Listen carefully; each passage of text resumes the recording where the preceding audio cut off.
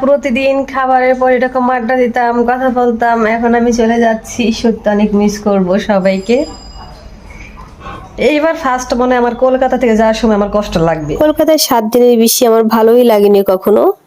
7 দিন থাকার পর আমার মনটা শুধু ছটফট করে দেশের জন্য, কখন দেশে যাব, কখন সবার সাথে দেখা হবে।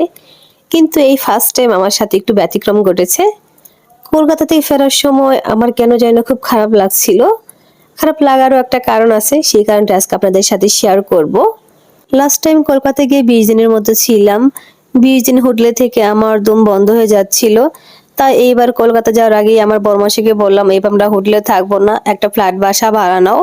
আর এই বাবিদের সাথে আমরা প্ল্যান করে আমরা একটা ফ্ল্যাট ভাড়া নিয়েছিলাম, যেহেতু এবারে গিয়ে অনেকদিন থাকার প্ল্যান ছিল।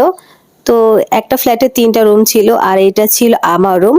আমার রুমে প্রয়োজনীয় সবকিছুই ছিল। খুব সুন্দর একটা ছোট একটা ওয়ার্ড্রোব ছিল, একটা ছোট ডাইনিং টেবিল ছিল, এসি ছিল, যদি এসি লাগেনি, কারণ আমি যখন গিয়েছিলাম তখন অল্প অল্প ঠান্ডা পড়ে।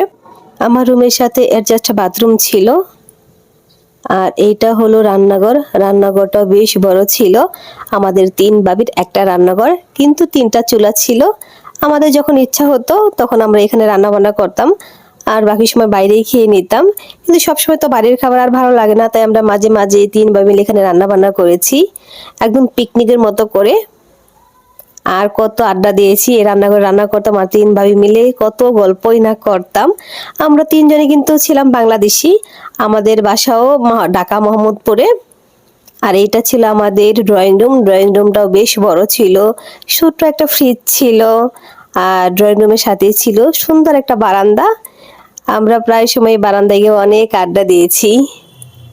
রাতের ডিনার শেষ করে আমরা প্রায় দিনই লুডো খেলতাম, গল্প করতাম, আড্ডা দিতাম।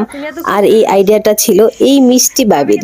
এই মিষ্টি বাবি বলতো যে আমরা কেন সবসময় মোবাইল নিয়ে থাকবো, আমরা একসাথে বসে গল্প করব, আড্ডা দিব, লুডো খেলবো।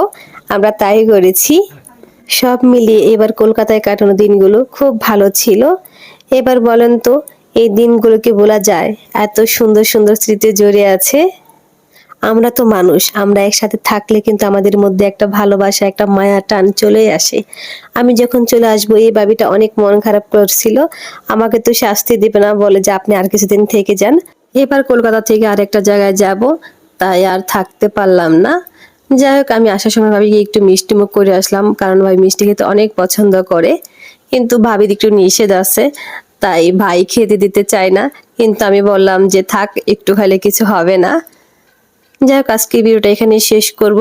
দেখা হবে পরবর্তী ভিডিওতে। সে পর্যন্ত সবাই অনেক অনেক ভালো থাকবেন, আর আমাদের জন্য বেশি বেশি আশীর্বাদ করবেন, আমরাও যেন খুব ভালো থাকতে পারি। দেখা হবে পরবর্তী ভিডিওতে। আর ভিডিওটি ভালো লাগলে লাইক কমেন্ট করতে কিন্তু ভুলবেন না। Bye bye, tata.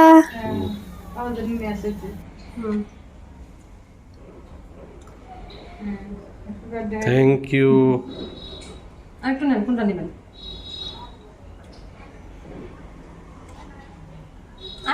না আমি না, আপনি ভাবি ভাই খাওয়া দেন, ভিডিও করুন।